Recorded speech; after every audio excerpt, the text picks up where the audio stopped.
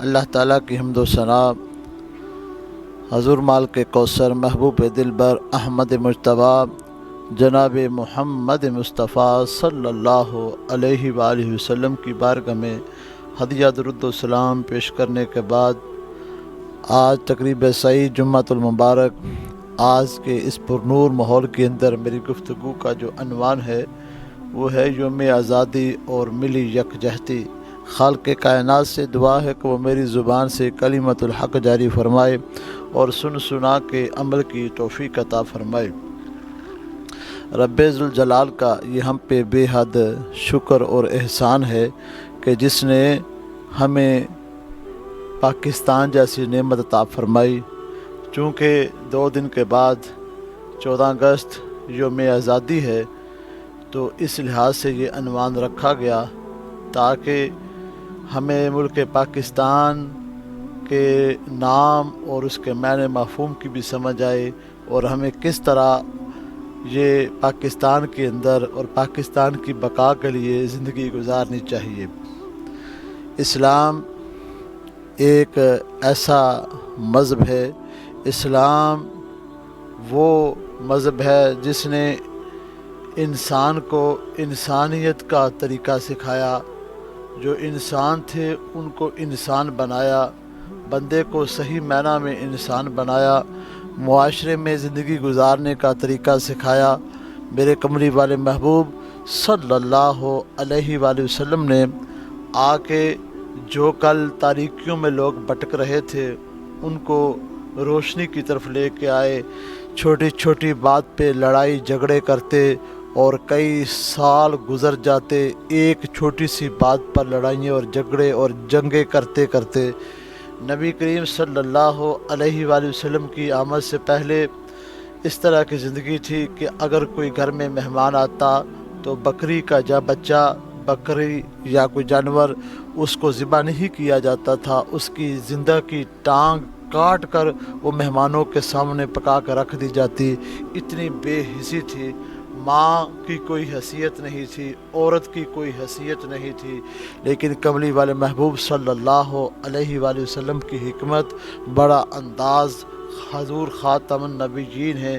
آپ کا یہ مقام اور آپ کا یہ اعزاز اور آپ کا یہ وصف اور ان کی یہ صفت ہے کہ ساری کائنات کے اندر اگر کسی نے غلامی سے آزادی دلوائی ہے تو وہ کملی والے محبوب صلی اللہ علیہ وآلہ وسلم نے دلوائی ہے۔ پتہ چلا کہ اللہ تبارک و تعالیٰ نے جن کو آزاد کروانے کے لیے جو سب سے بڑے ماڈل اور رہنما بنایا وہ میرے اور پیارے آپ کے آقا حضرت محمد صلی اللہ علیہ وآلہ وسلم ہے۔ یہ آزادی بہت بڑی نعمت ہے، اس لیے کملی والے محبوب صلی اللہ علیہ وسلم نے غلامی سے آزادی کروائی۔ یہ لوگ بکتے تھے، غلام بکتے تھے، عورتیں بکتی تھیں۔ کملی والے محبوب نے یہ بکنے والا خرید و فروخت والا سسٹم ہی ختم کر دیا۔ آپ نے اپنے غلاموں کو اس طرح کی تربیت کی۔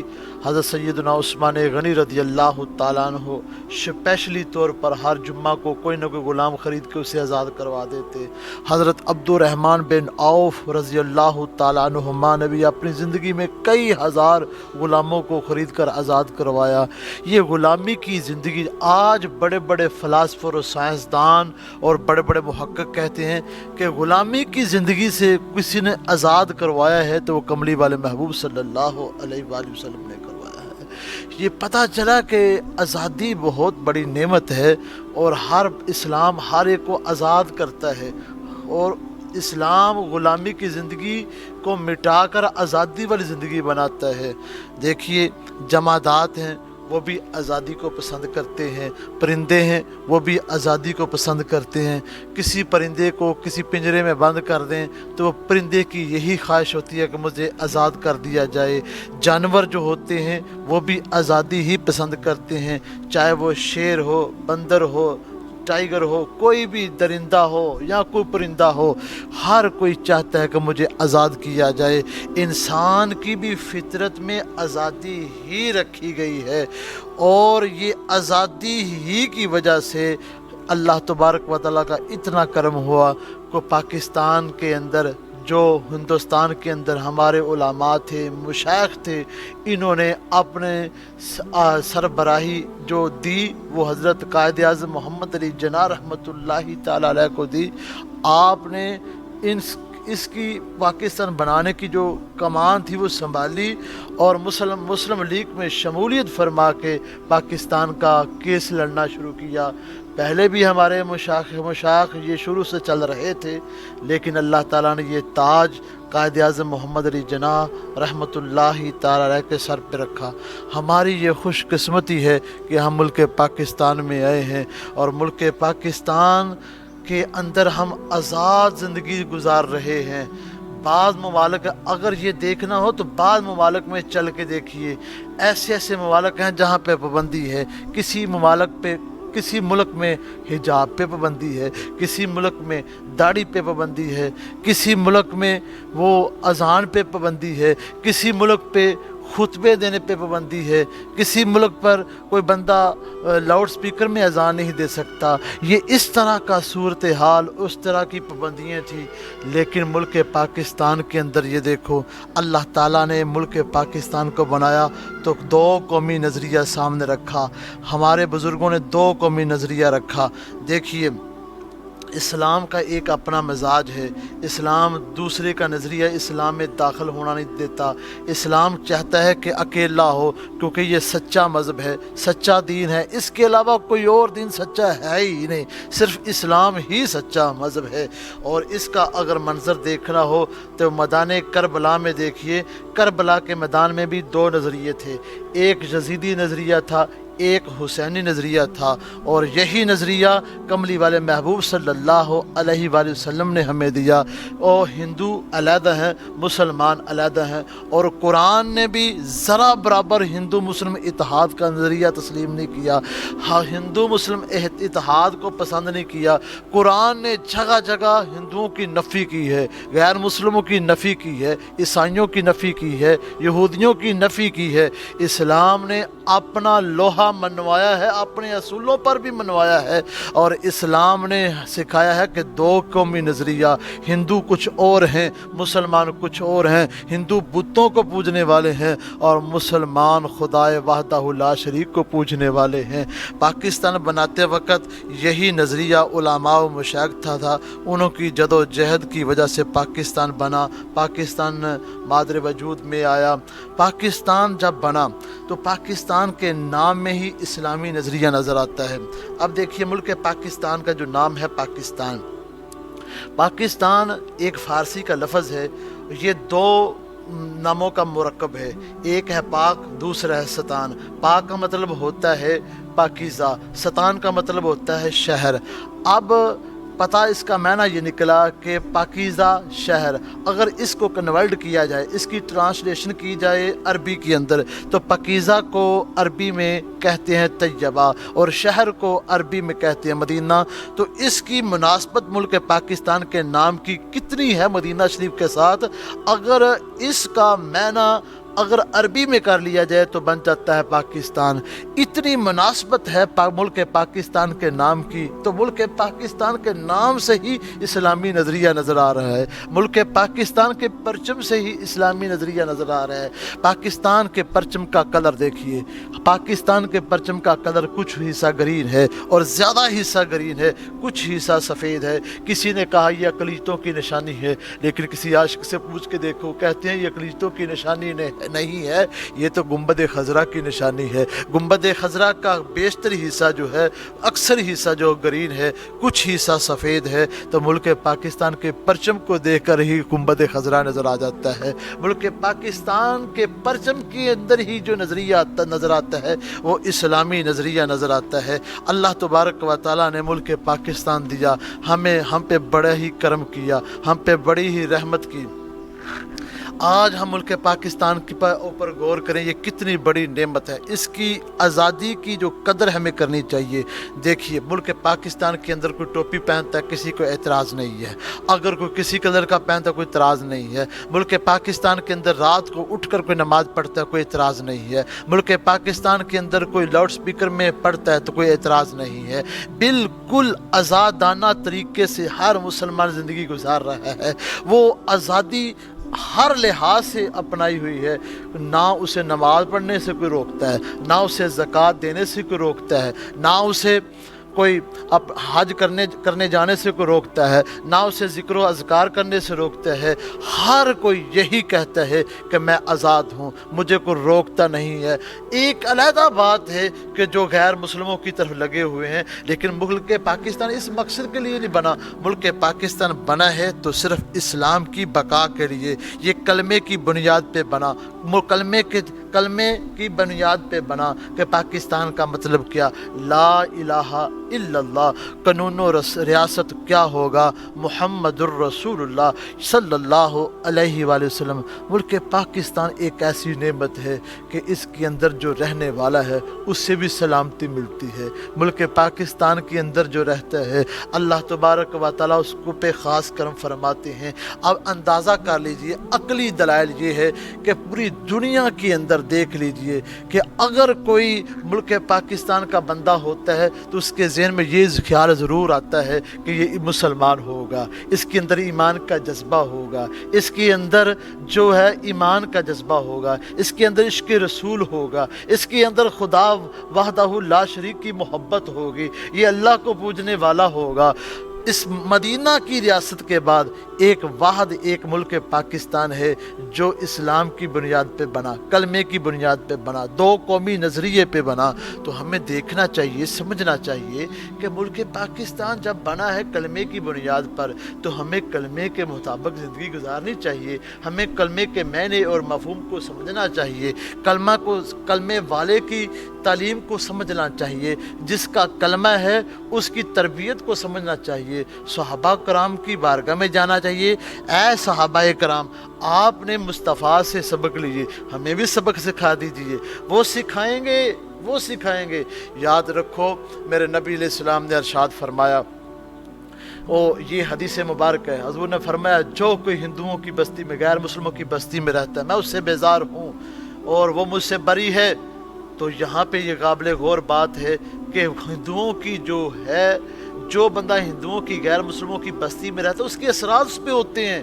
اس لیے ہمارے بزرگوں نے دو قومی نظریہ رکھ کے یہ حدیث سامنے رکھی کہ کملی والے محبوب صلی اللہ علیہ وسلم فرمانا چاہتے ہیں مسلمان ایک علیحدہ ہونا چاہیے۔ ہم مسلمان اب علیحدہ ہو چکے ہیں، ہمارے بزرگوں نے محنت کر کے ہمیں ملک دیا ہے، اب ہم کیا کریں؟ ہمیں اسلام کے مطابق زندگی گزارنی چاہیے۔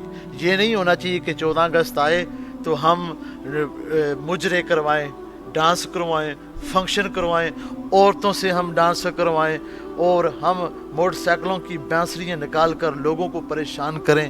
پاکستان کا مقصد یہ رہی تھا، پاکستان کا جو پہلا مین مقصد تھا کہ پاکستان کے اندر اسلامی قانون ہونا چاہیے اور دوسرے نمبر پر اس پہ عمل بھی ہونا چاہیے۔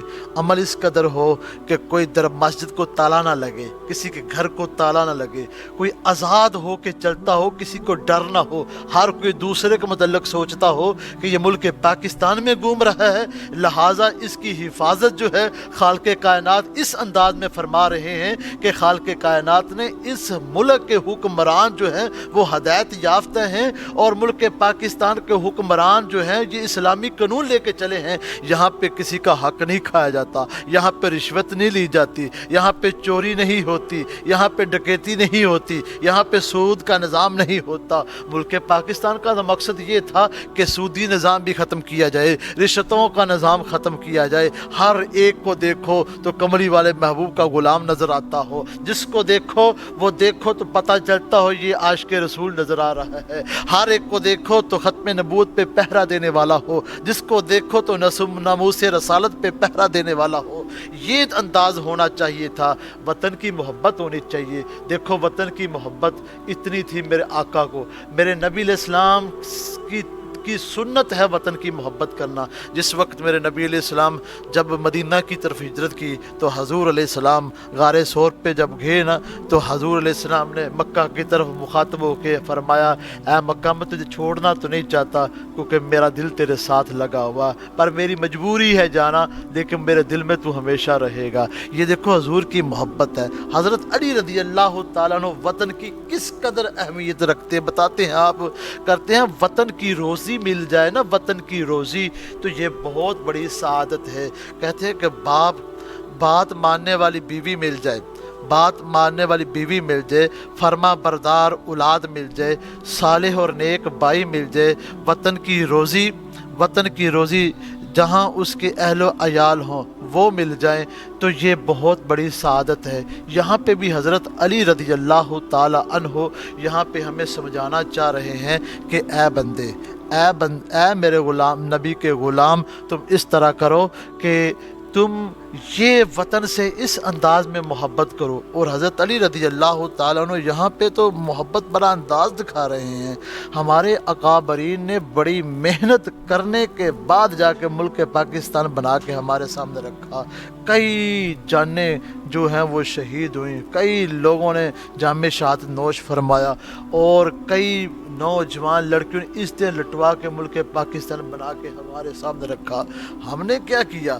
دیکھو 27 رمضان المبارک کی رات کو ملک پاکستان بنا، مقدس مہینہ تھا، اور اللہ تبارک و تعالیٰ کا اتنا کرم ہوا کہ اللہ تعالیٰ نے ملک پاکستان عطا فرمایا۔ آج لوگ کہتے ہیں اکابر کی کمی ہے، میں کہتا ہوں اکابر کی کمی نہیں، اساگر کی کمی ہے۔ اور بھائی اس وقت اکابر اس لیے بنے کہ سارے لوگ جو تھے وہ خود کو چھوٹا سمجھتے تھے، اپنے آپ کو چھوٹا سمجھتے تھے، اپنے آپ کو بڑا نہیں سمجھتے تھے، یعنی کہ اس وقت چند لوگ پھر سامنے آتے تھے۔ آج کا ماحول اس طرح کا ہو چکا ہے کہ ایک بندہ کسی جماعت کے ساتھ ہو، اس کو تھوڑا سا اختلاف بن جائے، وہ فوری طور پر وہ اپنا علیحدہ ہی ایک جماعت بنا لیتا ہے، یعنی وہ اکابر کے پیچھے چلتے ہی نہیں ہے۔ وہ کہتا ہے کہ میں ہی اکابر میں سے ہوں، میں ہی بڑا ہوں، وہ چھوٹا بننا ہی نہیں چاہتا۔ بھائی جب تک یہ معاملات ہوں گے تو ہم کبھی بھی ملک پاکستان کی بقا کے لیے کچھ نہیں کر سکیں گے۔ ہمیں اپنے ملک کو بھی بچانا ہے، اپنے ملک کے دشمنوں کو پہچاننا ہے۔ جس نے اپنے ملک کے دشمن کو پہچان لیا اس نے پھر صحیح طریقے سے اسلام کے مطابق زندگی گزاری۔ کیا کرنا چاہیے؟ ہمیں کرنا یہ چاہیے کہ ملی یکجہتی کے ساتھ زندگی گزارنی چاہیے، ملک پاکستان کو بچانا چاہیے۔ اس کی بقا کس چیز میں ہے؟ اس کی بقا یکجہتی کے ساتھ ہے، ایک دوسرے کے ساتھ مل کے ہے، تفرقہ بازی نہیں ہونی چاہیے، ایک دوسرے کے ساتھ تفرقہ نہیں کرنا چاہیے۔ اور قرآن کا فیصلہ ہے، اللہ تبارک و تعالیٰ فرماتے ہیں اللہ کی رسی کو مضبوطی سے تھامے رکھو اور تفرقے میں نہ پڑو۔ وَاعْتَصِمُوا بِحَبْلِ اللَّهِ جَمِيعًا وَلَا تَفَرَّقُوا، اللہ کی رسی کو مضبوطی سے تھامے رکھو اور تفرقے میں نہ پڑو۔ اللہ تبارک و تعالیٰ نے یہ فیصلہ دے دیا ہے، ہم ملک پاکستان بنایا ہے اسلام اور اکٹھے ہیں ہم مسلمان، لیکن تفرقے دیکھیے اس قدر ہے جس کا حساب ہی کون نہیں۔ اور لوگ کہتے ہیں کہ یہاں پہ میں ایک بات آپ کے سامنے رکھ دوں، ہماری مسجد میں ایک جماعت آ گئی، تو اس دن میں یہاں پہ چھٹی میں تھا تو جامعہ بند تھا، تو ایک جماعت آئی تو انہوں نے کہا کہ ہم مسجد میں آئے ہیں، تبلیغ کے لیے آئے ہیں۔ تو وہ میرے گھر میں چلے گئے، تو میں نے کہا کہ بھائی آپ اس طرح کریں، دوسری مسجد میں چلے جائیے اور جا کر وہ وہاں پہ اپنا جو کام آپ نے کرنا ہے وہ کریں۔ وہ کہنے لگے نہیں ہم دوسری مسجد میں نہیں جائیں گے۔ میں نے کہا بھائی چلے جائیے، کیونکہ وہ ساتھ والی مسجد ہے، ہمارا مسلک ایک ہے، ہم سب مسلمان ہیں۔ پہلی بات تو یہ ہے کہ ہمیں آپ کی ضرورت نہیں ہے، ہم یہاں پہ دروس بھی ہمارے ہوتے ہیں، جمعے وغیرہ ہوتے ہیں، نمازیں ہوتی ہیں، تبلیغ وغیرہ ہوتی ہے، سب کچھ ہوتا ہے، لیکن آپ کی ضرورت نہیں ہے۔ ویسے آپ اس طرح کریں تو دوسری مسجد میں چلے جائیں۔ یہاں پہ بچے جامعہ میں پڑھتے ہیں، ان کا رخ آپ کی طرف ہوتا ہے، وہ پڑھتے نہیں ہیں، ویسے بھی جامعہ کا ماحول ایک علیحدہ ماحول ہوتا ہے، وہ بھی مسجد ہماری ہے تو آپ وہاں پہ چلے جائیں۔ وہ کہنے لگے ہماری تشکیل ہی یہاں پہ ہوئی ہے۔ میں نے کہا اللہ کے بندے، تشکیل ہوئی ہے، کوئی قرآن کی آیت تو نہیں آ گئی کہ آپ نے یہی مسجد میں آنا ہے؟ وہ اصرار کرنے لگے، نہیں نہیں نہیں، آپ ہمارے ساتھ زیادتی کر رہے ہیں، ہم اتنی دور سے ہیں۔ میں نے ان سے ایک بات کہی، پھر میں بھی اپنی آپ پہ آ گیا۔ میں نے کہا کہ بھائی مجھے بتاؤ، آپ ٹوٹل ہماری مسجدوں میں آتے ہیں اور آ کے اپنی کارروائی کر کے چلے جاتے ہیں، ہم نے کبھی منع کیا؟ کہتے ہیں نہیں کرتے آپ۔ میں نے کہا کہ بھائی دوسری مسجد میں جا رہے ہیں، ایک ہی گاؤں ہے، اس گاؤں میں دوسری مسجد کے پاس جا رہے ہیں تو وہاں پہ بھی وہی مسلک ہے، یہی ہمارا گاؤں ہے، آپ وہاں پہ چلے جائیے۔ تو آپ کہنے لگے نہیں۔ میں نے کہا یہ بات تو آپ جان بوجھ کر ہمارے ساتھ اختلاف بڑھا رہے ہیں۔ میں نے پھر ایک بات کہی، میں نے کہا اچھا آپ سنیے، کتنے عرصہ ہو گیا آپ ہماری مسجد میں آ کے اپنی کارروائی کر کے جاتے ہیں؟ بڑی دیر ہو گئی ہے۔ میں نے، آپ مجھے بتاؤ آپ کی مسجد جو ہے اس کے اندر کیا آپ میری تقریر رکھتے ہیں؟ کہنے لگے نہیں۔ بھائی رکھو، یہ اگر دین کی بات کریں کہ دین صرف آپ کے پاس ہی نہیں ہے، ہمارے پاس بھی دین ہے، ہم نے بھی دین سیکھا اور لوگوں کو سکھا رہے ہیں۔ آپ اس طرح کریں، اپنی مسجد کے اندر ہمارے پروگرام رکھے، جہاں پہ آپ جائیں گے ہم بھی جائیں گے، تو پھر پتہ چلے گا کہ آپ کتنے اچھے ہیں اور آپ کس طرح تفرقہ بازی نہیں پھیلا رہے۔ دیکھیے ہماری مسجد میں آ کے آتے ہیں، ہم تفرقہ بازی نہیں کرتے، آپ کو اپنی مسجد میں ایکسیپٹ کر لیتے ہیں، لیکن آپ کی مسجد کے اندر ہمارا ایک جملہ بھی آپ بولنے تو آپ قبول نہیں کرتے، تو تفرقہ بازی تو آپ کر رہے ہیں۔ بعد میں کہتے ہیں سنی بریلوی جو ہے یہ اختلاف کرتے ہیں، ہم اختلاف نہیں کرتے، ہم تو اپنی مسجدوں میں ان کو جگہ دیتے ہیں، ہم تو اپنی مسجد میں ڈال، لیکن نہیں جانے دیتے تو وہ نہیں جانے دیتے۔ اہل سنت و جماعت حنفی بریلوی ایک ایسا مسلک ہے جو اپنی مساجد میں جگہ دیتا ہے۔ کوئی مسجد ہو جہاں پہ ان کی کوئی مجبوری ہوتی ہے تو وہ اجازت نہیں دیتے، وہ کہتے دوسری مسجد میں چلے جائیں، کیونکہ ملک پاکستان ہے، ملک پاکستان ایک بہت بڑی مسجد ہے اور یہ ہمارے لیے ایک بہت بڑا تحفہ اور اللہ کی نعمت ہے، آپ جہاں مرضی چلے جائیں۔ لیکن جب آپ کی مسجد میں جاتے ہیں تو ایک جملہ بھی نہیں بولنے دیتے آپ، سب سے بڑی تفرقہ بازی تو آپ لوگ کرتے ہیں۔ وہ پھر کہتے ہیں کہ بھائی ہم سے غلطی ہوئی، ہم جا رہے ہیں۔ اس طرح کے معاملات ہیں، ہمیں دیکھنا چاہیے، تفرقہ بازی نہیں کرنی چاہیے، اختلافات نہیں کرنے چاہیے، اصلاح کے ساتھ چلنا چاہیے، نبی علیہ السلام کے طریقے کے مطابق چلنا چاہیے۔ ہمارے نبی علیہ السلام ایک ہے، اللہ کا قرآن ایک ہے، اللہ کی ذات ایک ہے، پھر ہم کیوں بکھرے پڑے ہیں؟ ہمارے اندر کیوں اتنی خرابی آ گئی ہے؟ دیکھیے ہاں، اہل سنت و جماعت حنفی بریلوی ایک ایسا مسلک ہے، نہ تو وہ صحابہ کے خلاف بولتا ہے، نہ وہ اولیاء کے خلاف بولتا ہے، نہ وہ مصطفیٰ جان رحمت کی اہل بیت کے خلاف بولتا ہے، اور ایک بھی جملہ ان کا نہیں ہے جو ان کے خلاف بولتے ہوں۔ لیکن دوسرے لوگ جو ہوتے ہیں وہ بولتے ہیں ملک پاکستان کی بقا یہ ہے، وہ دشمنوں کی شرارت ہے اور غیر مسلموں کی سازش ہے، جو لوگ ملک پاکستان کو مٹانا چاہ رہے ہیں، اس طرح کہ وہ لوگ فنڈنگ کر کے ہمارے ملک کے اندر خرابیاں پیدا کر رہے ہیں۔ ہمارے ملک کو امن کی ضرورت ہے۔ امن کس طرح آئے گا؟ جب ہم وَاعْتَصِمُوا بِحَبْلِ اللَّهِ جَمِيعًا وَلَا تَفَرَّقُوا، جب یہ والی بات کو مان لیں گے، اللہ کی اس آیت پہ یقین کر کے، مان کر، اقرار کر کے اور اس پر عمل کریں گے تو ملک پاکستان میں امن ہی امن آ جائے گا۔ اور دیکھنا چاہیے، ہمیں سمجھنا چاہیے، جو تفرقہ ڈالتا ہے وہ ملک پاکستان کا بھی دشمن ہے اور اسلام کا بھی دشمن ہے، اور ہمیں مل جل کر ملی یکجہتی کے ساتھ ملک پاکستان کو بچانا چاہیے۔ تفرقہ بازی سے بچنے کی بہت ضرورت ہے۔ اس کی مثال سنیے، ہم جب اسکول میں پڑھتے تھے تو اس وقت ایک کہانی پڑھی کہ دو بیل تھے جنگل کے اندر، ایک بالکل سفید تھا، ایک کالا تھا۔ ہوا یوں کہ وہ بڑے صحت مند اور موٹے تازے بیل تھے، وہاں پہ ایک شیر بھی رہتا تھا، لیکن وہاں پہ دوسرے جو جانور تھے وہ کمزور، وہ شیر سے ڈرتے، لیکن یہ دو بیل ڈرتے نہیں تھے۔ ہوا یوں کہ ایک دن کہ جب وہ شیر قریب جاتا، دوسرا بیل جو وہ ٹکر مارتا اسے، وہ شیر بھاگ جاتا۔ اور شیر نے ایک دن سوچا کہ کسی طرح ان کے اندر جو اتفاق ہے نا، تفرقہ پیدا کیا جائے۔ انہوں نے یہ کیا، شیر نے ایک دن جو وائٹ بیل تھا، سفید بیل تھا، اسے کہا کہ میں آپ سے کچھ علیحدگی میں بات کرنا چاہتا ہوں۔ بیل چلا گیا، اس نے جا کے اس سے بات کی، کہا کہ جو وہ بیل نا، کالا بیل جو ہے وہ اپنے آپ کو بڑا حسین و جمیل سمجھتا ہے، جبکہ آپ اتنے سفید ہیں اور خوبصورت ہیں، سمجھتا وہ ہے۔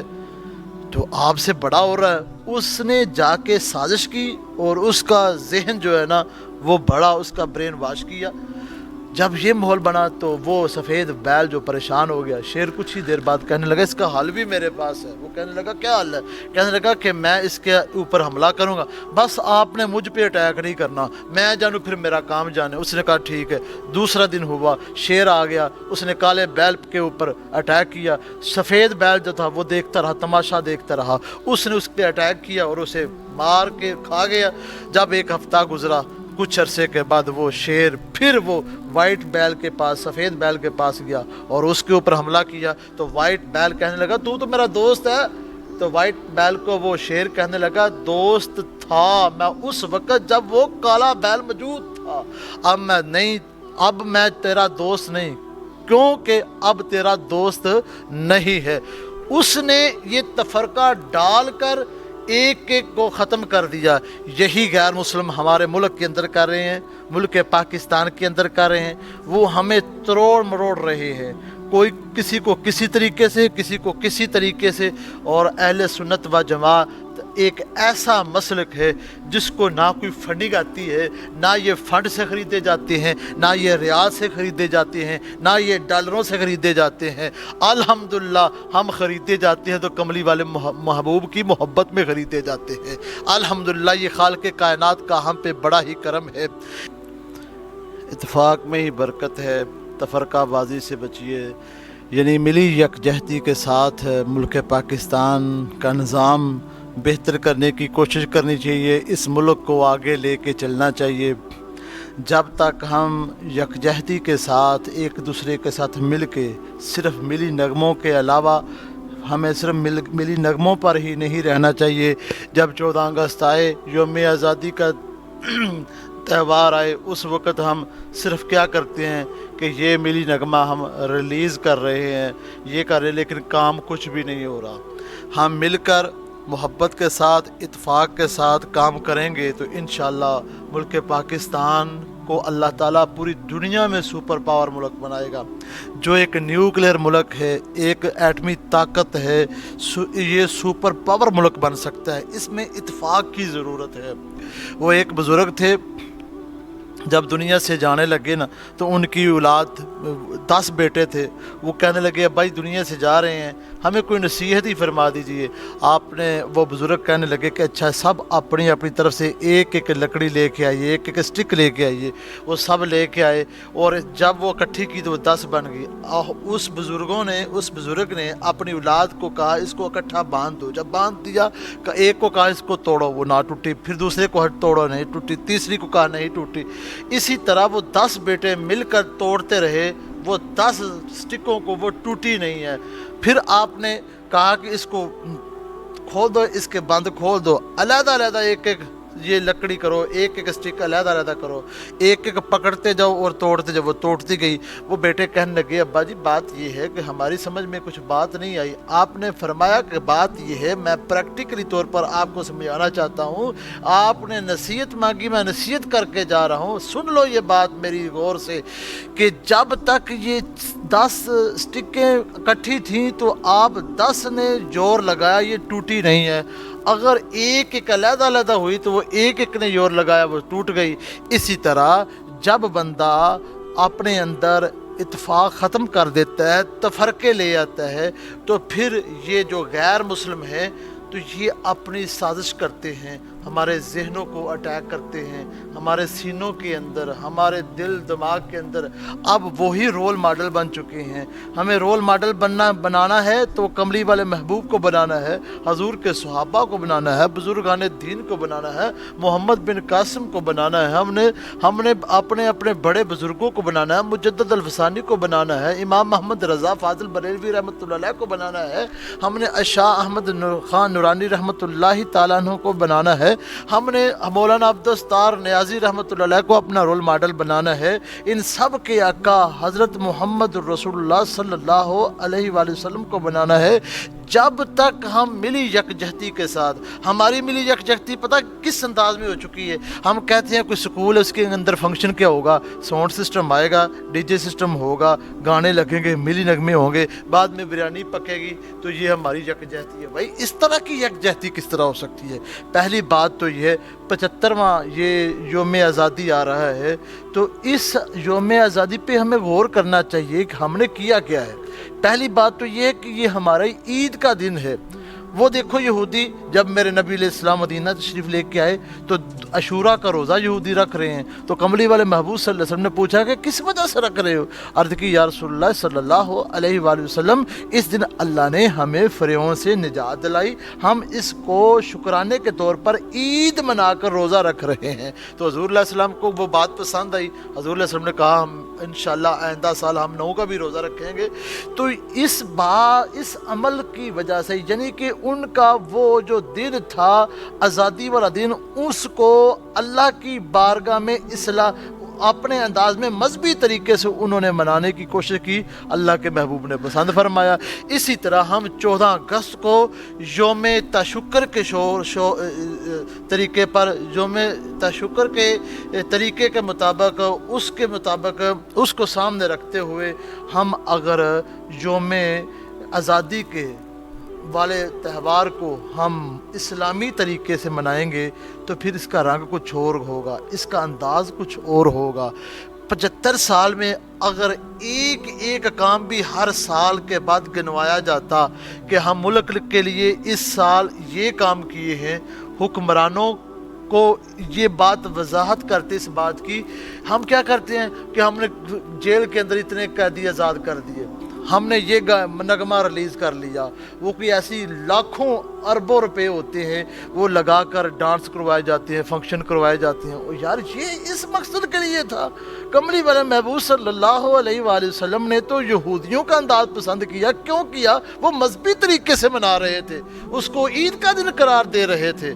اور ہمیں تو انگریز سے نجات ملی، ہندوؤں سے نجات ملی، تو ہم کس طریقے سے اندر کرتے ہیں؟ چاہیے تو یہ تھا کہ سرکاری سطح پہ اعلان ہو جاتا کہ فجر کی نماز کے وقت کوئی گھر میں نہ رہے، ہر کوئی فجر کی نماز با جماعت ادا کرے، اور با جماعت ادا کرنے کے بعد وہ میرے آقا کریم حضرت رؤوف الرحیم محمد رسول اللہ پر درود و سلام بھیجے، اور درود و سلام کے بعد دعا مانگے ملک کی سلامتی کے لیے، اور حکمران کہتے کہ اس کے بعد پھر ہمارا ٹی وی چینلوں پہ پروگرام سنو کہ ہم نے پورے سال کے اندر کیا کیا کارکردگی کی ہے، ہم نے کیا کیا کیے ہیں، ہم نے اس سال کے اندر اپنے اندر کتنی سنتیں لگائی ہیں، ملک کے اندر کتنے لوگوں کو ریلیف دیا ہے، کتنی مساجد بنائی ہیں، کتنی کو ہم نے اس کی مساجد کے بل جو ہم معاف کیے ہیں، ہم نے کتنے حافظ قرآن بنائے ہیں، ہم نے اس کے اندر اسلام کے لیے کیا کیا ہے جس مقصد کے لیے پاکستان بنا تھا، ہم نے یہ ختم نبوت کے لیے اس قانون کو اور بہتر ضرور کیا ہے،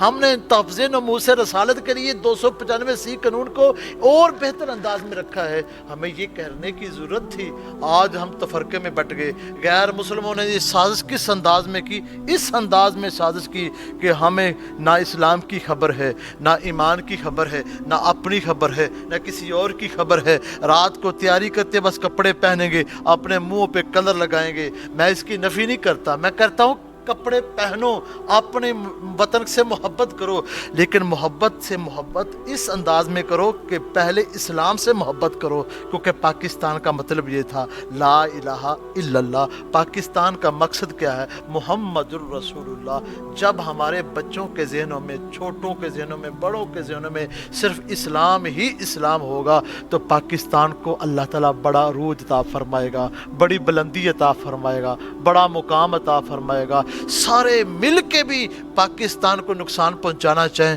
تو پہنچا نہیں سکتے، کیونکہ اس پر پھر مصطفیٰ کی نگاہ ہوگی، اللہ کی رحمت ہوگی، اللہ کا کرم ہوگا۔